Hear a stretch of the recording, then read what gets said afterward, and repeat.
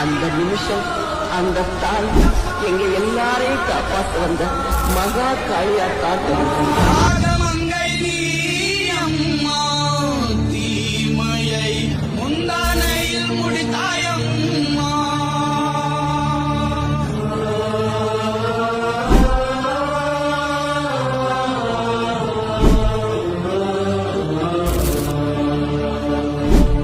என்ன விரதம் ஏற்றாய் நீ அம்மா.